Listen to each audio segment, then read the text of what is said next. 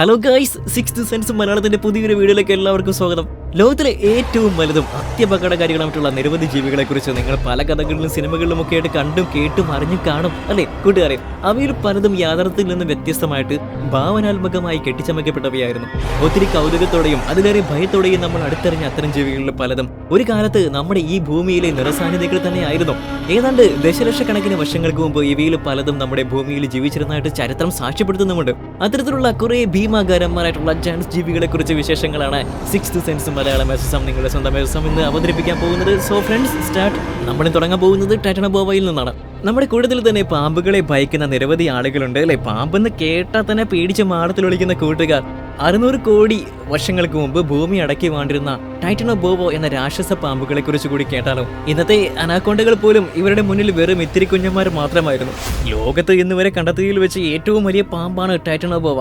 2000ന്റെ തുടക്കത്തിൽ Smith സോണിയൻ tropical research ഇൻസ്റ്റിറ്റ്യൂട്ടാണ് ടൈറ്റനോബോവയെ ആദ്യമായിട്ട് കണ്ടെത്തിയത്. അവർ ഫ്ലോറിഡ സർവകലാശാലയിലെ വിദ്യാർത്ഥികളോടൊപ്പം വടക്ക് കിഴക്കൻ കൊളംബിയയിലെ ലാ ഗുജറയിൽ നിന്ന് ടൈറ്റനോബോവയുടെ 186 ഫോസിലുകളാണ് വീണ്ടെടുത്തിട്ടുള്ളത്. ടൈറ്റനോബോവ സെറോജൊനൻസിസ് എന്നാണ് ഇതിന് 2009 പേര് നൽകിയിട്ടുള്ളത്. ഇവയുടെ തൊറാസിക് കശേരുക്കളും വാരിയെല്ലുകളും മാത്രമാണ് ആദ്യം കണ്ടെത്തിയത്. എന്നാൽ പിന്നീട് നടത്തിയ പര്യവേഷണങ്ങൾക്കും ഒടുവിൽ ഇവയുടെ തലയോട്ടികളുടെയും പല്ലുകളുടെയും ഭാഗങ്ങൾ ശേഖരിക്കാൻ കഴിഞ്ഞു. പിന്നീട് ടൈറ്റനോബോവയുടെ 186 ഫോസിലുകൾ കൂടി വീണ്ടെടുത്തു. ഇവയ്ക്ക് 12.8 മീറ്റർ, ഏതാണ്ട് 42 അടി വരെ വളരാൻ കഴിയും കേട്ടോ. ഒരുപക്ഷെ 14.3 മീറ്റർ, അതായത് 47 അടി വരെ നീളവും 730 മുതൽ 1135 കിലോഗ്രാം വരെ ശരീരഭാരം ഉണ്ടായിരുന്നു. നമ്മൾ ഇന്ന് കാണുന്ന പാമ്പുകളുടെ ഇരട്ടിയിലധികം വരുമായിരുന്നു അന്നത്തെ ടൈറ്റനോബോവകൾ.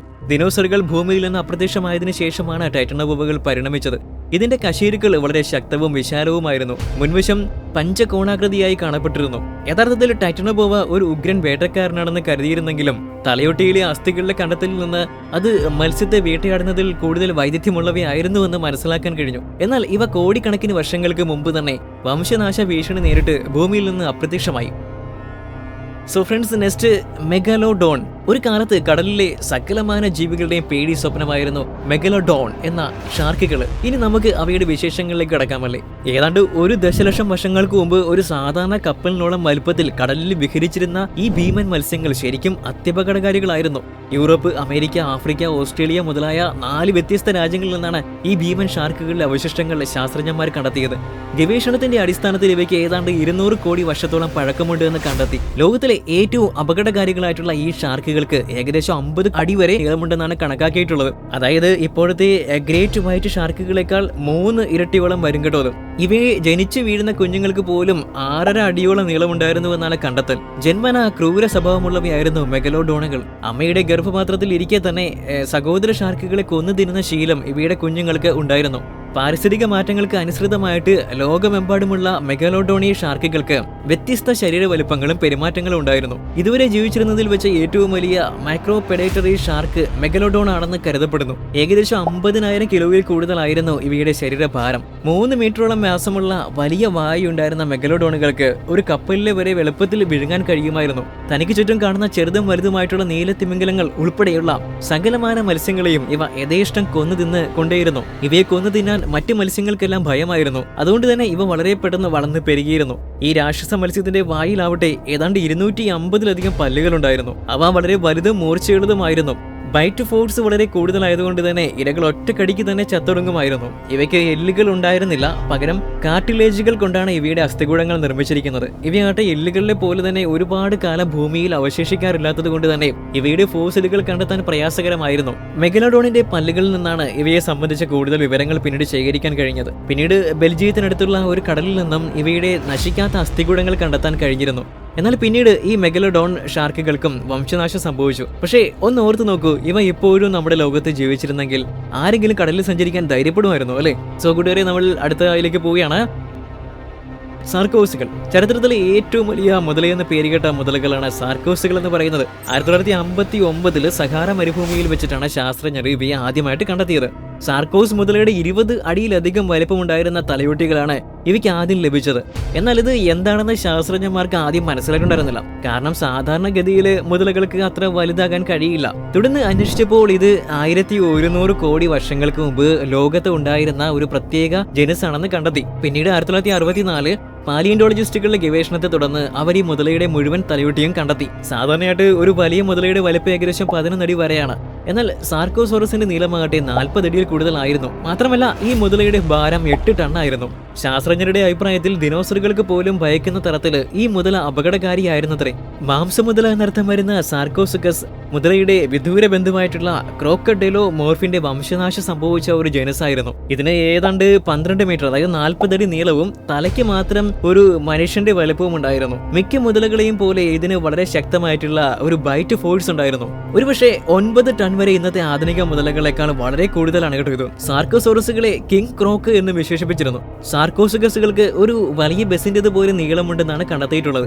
അതിന്റെ 6 അടി, അതായത് 1.8 മീറ്റർ നീളമുള്ള തലയ്ക്കുള്ളിൽ 132 കൂറ്റൻ കോണാകൃതിയിലുള്ള പല്ലുകൾ ഉണ്ടായിരുന്നത്രേ. മാത്രമല്ല അതിന്റെ ശക്തമായിട്ടുള്ള താടിയെല്ലുകൾ ഉപയോഗിച്ച് അസ്ഥികളെ എളുപ്പത്തിൽ തകർക്കാനും കഴിയുമായിരുന്നു. അത് അതിനെ ഒരു ഭീകര വേട്ടക്കാരനായിട്ട് മാറ്റി.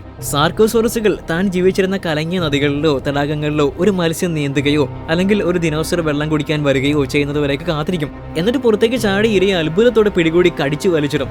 അവിടെ വെച്ച് വേഗത്തിൽ മൂക്കിക്കൊള്ളുകയും ചെയ്യും. അത്തരത്തിൽ കീഴടക്കാനും കൊല്ലാനും കഴിയുന്നതെന്തും സാർക്കോസുകസുകൾ ഭക്ഷിച്ചു. ഇതിന് എല്ലാ മുതലുകളെയും പോലെ കട്ടിയുള്ളതും ചെതുമ്പിൽ നിറഞ്ഞതുമായിട്ടുള്ള ചർമ്മം ഉണ്ടായിരുന്നു. കൂടാതെ ചെറിയ കാലുകളും നീളമുള്ള ശക്തമായിട്ടുള്ള വാലും ഉണ്ടായിരുന്നു. അവയായിട്ട് അതിവേഗത്തിൽ വെള്ളത്തിലൂടെ നീന്താൻ പാകത്തിലുള്ള രൂപകൽപ്പന ചെയ്തിരിക്കുന്നതായിരുന്നു. സാർക്കോസുകസുകൾക്ക് അവയുടെ മൂക്കിന്റെ അഗ്രഭാഗത്ത് ബുള്ള എന്ന് വിളിക്കപ്പെടുന്ന വലിയ വിശാലമായിട്ടുള്ള ഒരു മുട്ടുണ്ട്. ഇരയെ നന്നായിട്ട് പിടിക്കാനും ഇണകളെ ആകർഷിക്കാനും അല്ലെങ്കിൽ ആവൃത്തിയിലുള്ള ശബ്ദങ്ങൾ അയക്കാനും അത് അവയെ സഹായിച്ചിരുന്നു. കാലക്രമത്തിൽ അവയും ഭൂമിയിൽ നിന്ന് അപ്രത്യക്ഷമായി. സോ നമ്മൾ അടുത്തേക്ക് പോവുകയാണ് കൂട്ടുകാരെ. ടി റെക്സ് എന്നാണ് പേര്. ദിനോസർ വർഗത്തിൽപ്പെട്ട ടി റെക്സ്, ടൈറാനോസോറസ് റെക്സിനെ കുറിച്ച് കേൾക്കാത്തവരാരും തന്നെ കാണില്ലല്ലേ. ജുറാസിക് പാർക്ക് എന്ന ഹോളിവുഡ് സിനിമ കണ്ടിട്ടുണ്ടെങ്കിൽ ടി റെക്സിനെ നിങ്ങൾക്ക് പരിചയം കാണും. അടിസ്ഥാനപരമായിട്ട് ഇത് ലോകത്തിലെ ഏറ്റവും വലുതും അപകടകരവുമായിട്ടുള്ള ഒരു ദിനോസറാണ്. ടി റെക്സ് വെറും ഒരു സിനിമാ കഥാപാത്രമാണെന്നാണ് മിക്കവരും കരുതുന്നത്. എന്നാൽ അതൊരു യഥാർത്ഥ മൃഗമായിരുന്നു എന്നറിയുമ്പോൾ നിങ്ങൾ അത്ഭുതപ്പെട്ടേക്കാം. 1908 അമേരിക്കയിലെ ശാസ്ത്രജ്ഞരാണ് അതിന്റെ അവശിഷ്ടങ്ങൾ കണ്ടെത്തിയത്. ഏകദേശം 40 അടിയിൽ കൂടുതലായിരുന്നു ഇവയുടെ നീളമെന്ന് പറയുന്നത്. അതിന്റെ ഉയരമാകട്ടെ 20 അടിയും. ഇവയുടെ പല്ലുകൾക്ക് ഏകദേശം 12 ഇഞ്ച് നീളമുണ്ടായിരുന്നു. മാത്രവുമല്ല ഇവയുടെ പല്ലുകളിൽ വിഷാംശവും അടങ്ങിയിട്ടുണ്ടായിരുന്നു. അതുകൊണ്ട് തന്നെ ഇവയുടെ കടിയേറ്റ ജീവികള് വളരെ പെട്ടെന്ന് തന്നെ ചത്തൊടുങ്ങുകയും ചെയ്യുന്നു. ചില ടീറക്സുകളുടെ അസ്ഥികൂടങ്ങളിൽ നിന്നും മറ്റ് ടീറക്സുകളുടെ പല്ലുകൾ കണ്ടെത്തിയിൽ നിന്നും ആഹാരം കിട്ടാതെ വരുമ്പോൾ കൂടെ ഉള്ള മറ്റ് ടീറക്സുകളെ അവ ഭക്ഷിച്ചിരുന്നതായിട്ട് മനസ്സിലാക്കാം. 50 കിലോമീറ്റർ വേഗത്തിൽ ഓടാനുള്ള കഴിവും ഇവയ്ക്കുണ്ടായിരുന്നു. മനുഷ്യരെക്കാൾ 4 മടങ്ങ് കാഴ്ചശക്തിയും ടീറക്സുകൾക്കുണ്ടായിരുന്നു. ഇവയുടെ ശരാശരി ആയുസ് ഏകദേശം 28 വർഷം വരെ ആയിരുന്നു കേട്ടോ. നോർത്ത് അമേരിക്കയിലും ഏഷ്യയുടെ ചില ഭാഗങ്ങളിലും മാത്രം കണ്ടുവന്നിരുന്ന ഇവയ്ക്ക് പിന്നീട് വംശനാശം സംഭവിക്കുകയാണ് ഉണ്ടായത്. So next one, gigantopithecus. Gigantopithecus ആണ് ലോകത്തിലെ ഏറ്റവും വലിയ മറ്റൊരു ജീവി എന്ന് പറയുന്നത്. ഫ്രണ്ട്സ്, 1939 ചൈനയിൽ താമസിച്ചിരുന്ന ചില പുരാതന വസ്തു ഗവേഷകർ പുരാതന അവശിഷ്ടങ്ങൾക്കായിട്ട് തിരയുകയായിരുന്നു. ഖനനത്തിനിടെ ഗുഹയിൽ നിന്ന് അവർ ധാരാളം അസ്ഥികളൊക്കെ കണ്ടെത്തി. ആ അസ്ഥികൾ കുരങ്ങുകളുടേത് പോലെ ആയിരുന്നു. നമ്മളിപ്പോ ഈ കാണിച്ചിരിക്കുന്ന വർഷങ്ങൾക്ക് മുമ്പ് ചൈനയിലെ കാടുകളിലാണ് ഇവ ജീവിച്ചിരുന്നത് കേട്ടോ. ഒരു കുരങ്ങിനെ പോലെ തോന്നിച്ചെങ്കിലും അതിന്റെ വലിപ്പം സാധാരണ കുരങ്ങിനേക്കാൾ പല മടങ്ങ് വലുതായിരുന്നു. ശാസ്ത്രജ്ഞരുടെ അഭിപ്രായത്തിൽ ഈ ജീവിയുടെ നീളം 10 അടിയും ഭാരം 500 കിലോയിലധികവും ആയിരുന്നു. ഈ മൃഗമാകട്ടെ പഴങ്ങളും പച്ചക്കറികളും കഴിച്ചിരുന്നു. ഇത്രയും വലുതായിരുന്നിട്ടും അത് ആരെയും ഉപദ്രവിച്ചിരുന്നില്ല. ജീവിച്ചിരിക്കുമ്പോൾ 200 മുതൽ 300 കിലോഗ്രാം, അതായത് 440 മുതൽ 660 പൗണ്ട് ഭാരമുള്ള ഗൊറില്ലകളെ പോലെയുള്ള ഒരു കൂറ്റൻ കുരങ്ങായിട്ട് ജിഗാൻഡോപിറ്റെക്കസ് കാണപ്പെട്ടു. ഇവയിൽ പെൺ ഗിഗാൻഡോപിറ്റെക്കസുകളെക്കാൾ വലുതായിരുന്നു ആണുങ്ങളെന്ന് പറയുന്നത്. ഇങ്ങനെയൊക്കെ ആണെങ്കിലും ഇവയുടെ പല അവശിഷ്ടങ്ങളും കണ്ടുകിട്ടാത്തതിനാൽ തന്നെ മൊത്തത്തിലുള്ള വലിപ്പം കണക്കാക്കുന്നത് ശ്രമകരമായിരുന്നു. ദക്ഷിണ ചൈനയിലുടനീളമുള്ള 16 വ്യത്യസ്ത സ്ഥലങ്ങളിൽ നിന്ന് ഗിഗാൻഡോപിറ്റെക്കസിന്റെ അവശിഷ്ടങ്ങൾ കണ്ടെത്തിയിട്ടുണ്ട് കേട്ടോ. 3 ലക്ഷം വർഷങ്ങൾക്ക് മുമ്പ് ഇവയ്ക്ക് വംശനാശം സംഭവിച്ചു എന്നാണ് പറയുന്നത്. സോ നമുക്ക് അടുത്തേക്ക് പോകാം. സ്പിനോസോറസ്.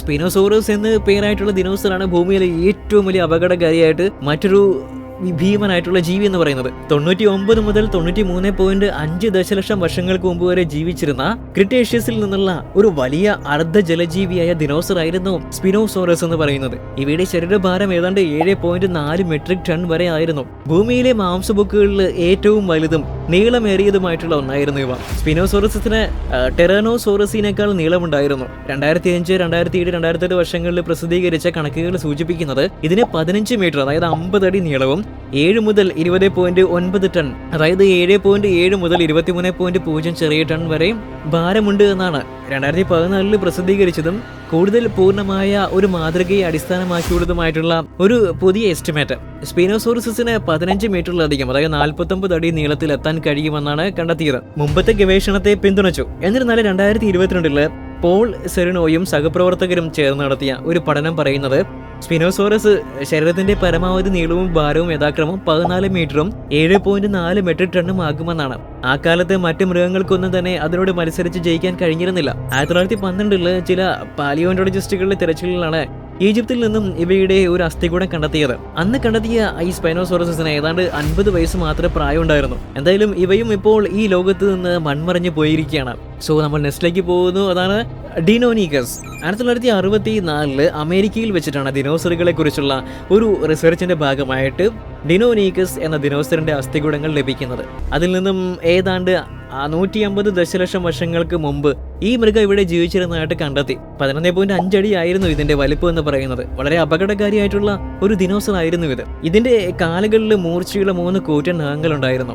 അതിന്റെ പല്ലുകൾ ഏതാണ്ട് ഒരു ബ്ലേഡ് പോലെ ആയിരുന്നു. ഇതുപയോഗിച്ച് വലിയ മൃഗങ്ങളെ വരെ ഒറ്റയടിക്ക് ഡിനോനീക്കസ് കീറി മുറിച്ചിരുന്നു. ഇവയ്ക്ക് അതിവേഗത്തിൽ ഓടാൻ മാത്രമല്ല പറക്കാനും കഴിഞ്ഞിരുന്നു. ഡിനോനീക്കസ് വേട്ടയാടിയ ദിനോസറുകളുടെ കൂട്ടത്തിൽ ടെനോഡോസോറസും സെഫിറോസോറസും ഉൾപ്പെട്ടിരിക്കാം. 1993 പുറത്തിറക്കിയ ജുറാസിക് പാർക്ക് എന്ന ചലച്ചിത്രത്തിലെ റാപ്റ്റർ ദിനോസറുകളുടെ മാതൃകയായിരുന്നു ഡിനോനീക്കസ്. മറ്റു ദിനോസറുകളെ പോലെ തന്നെ ഇവയും പിന്നീട് വംശനാശത്തിന് ഇരകളായി.